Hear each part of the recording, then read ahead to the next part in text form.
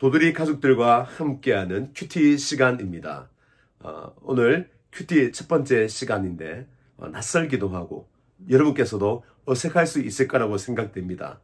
그러나 말씀 나눔을 통해 하나님의 놀라운 은혜가 함께하기를 주님의 이름으로 축원을 드립니다. 오늘 제가 느꼈던 이 말씀 함께 나누시겠습니다. 여러분, 말씀을 통해서만 우리는 우리 인생을 올바로 볼 수 있습니다. 오늘 마리아에게 일어난 일, 처녀 잉태 사건.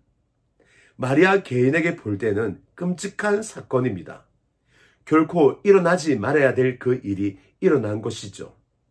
처녀가 잉태하면 그 사회에서 매장을 당할 뿐만 아니라 돌에 맞아 죽을 수 있는 바로 위기의 순간인 것입니다. 근데 하나님께서는 이러한 불행의 씨앗이 될 만한 사건에 대하여 오히려 축복이다라고 해석을 해주고 있습니다. 32절, 33절에 보시면 마리아가 처녀로서 잉태한 사건은 처녀 잉태가 아니라 메시아 잉태요, 예수 잉태다라고 얘기하고 있는 것이죠. 한 여인의 인생을 꼬이게 하는 사건이 아니라 만민의 인생을 풀어내는 놀라운 하나님의 사건이다라고 말하고 있습니다. 그리하여 마리아에게 위로를 주시는 것이며 이 일이 어떤 일인지를 깨닫게 해주시는 것입니다. 마리아에게 일어난 불행의 씨앗, 그것은 불행의 씨앗이 아니라 진정한 행복의 씨앗이다라고 하나님이 해석을 해주신 것입니다. 여러분, 우리가 말씀을 읽을 때에 우리 인생에 일어나는 그 일을 올바로 볼 수 있습니다. 우리는 우리에게 일어나는 일들에 대하여 왜 이런 일이 일어나나? 결코 일어나지 말아야 될 일들이 왜 나에게 일어났지? 라고 우리는 생각을 합니다. 그러나 우리가 말씀을 통하여 내가 원하지 않지만 그 일이 일어났을 때에 올바른 그 사건의 의미를 발견할 수 있고 그것이 불행의 씨앗으로 그치는 것이 아니라 우리에게 진정한 행복의 시작으로 만들 수 있는 능력이 바로 말씀 안에 있는 것입니다. 말씀을 읽을 때에 우리는 우리 인생을 올바로 볼 수 있습니다. 하나님께서 우리에게 더해질 때에 여러분 놀라운 일이 일어나는 것 알고 계십니까? 하나님이 없으면 그 자체를 보면 불행이지만 그 불행 가운데에 하나님이 더해진다면 결코 불행으로 그치는 것이 아니라 새로운 행복으로 나아가는 시작점이 된다는 것을 우리는 말씀을 통해 해석을 얻을 수 있는 것입니다. 그래서 말씀은 능력이 있습니다. 여러분, 우리가 하나님 말씀을 통하여 우리 삶에, 우리 인생에 올바른 해석을 할 수 있기를 주님의 이름으로 축원을 드립니다. 그리고 말씀은 우리를 하나의 해석으로 그치지 아니하고 더 깊은 곳으로 우리를 인도합니다. 오늘 읽었던 우리 37절 말씀을 보시면 대저 하나님의 모든 말씀은 능하지 못하심이 없느니라. 말씀은 다만 우리에게 위로와 평안을 주는 것으로 그치지 아니하고 실제 삶의 능력이다라고 말씀하고 있습니다. 사가랴와 엘리사벳, 아이를 낳을 수 없는 몸이었습니다. 생리적으로 보면 절대 아이를 낳을 수 없는 불임이요, 또한 나이가 된 것이죠. 그런데 아이를 낳게 됩니다. 언제 낳게 됩니까? 바로 하나님의 말씀이 임하여 선포될 때입니다. 하나님의 말씀이 능력이 있어 결코 낳을 수 없는 그 엘리사벳에게 바로 생명을 잉태하는 축복의 시작을 이루게 하신 것입니다. 말씀은 다만 우리에게 심리적인 위로, 그것으로 그치지 않습니다. 말씀은 우리에게 마음뿐만 아니라 영혼, 우리 육체를 회복하는 능력이 있습니다. 우리가 혹시 예수님을 믿는다 하지만 실제 생활 속에서 그 능력을 무신론으로 믿고 있지는 않습니까? 다만 믿기는 믿지만 그러나 하나님의 능력에 대해서는 우리가 무시하며 살고 있지는 않습니까?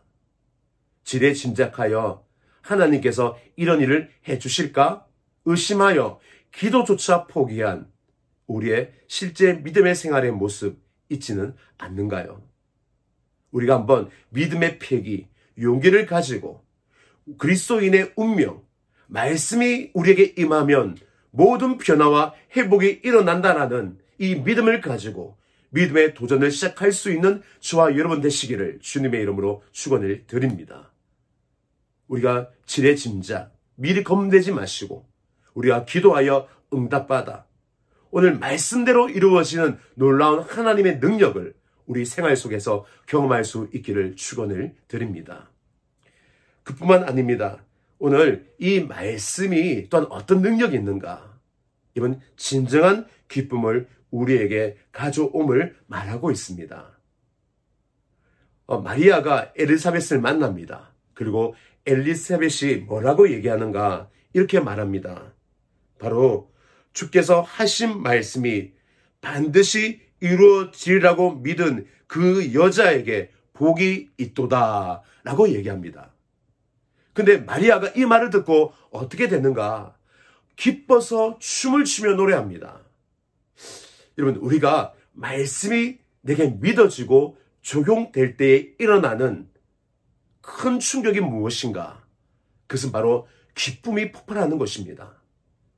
말씀이 믿어질 때에 우리에게는 기쁨이 넘치게 됩니다.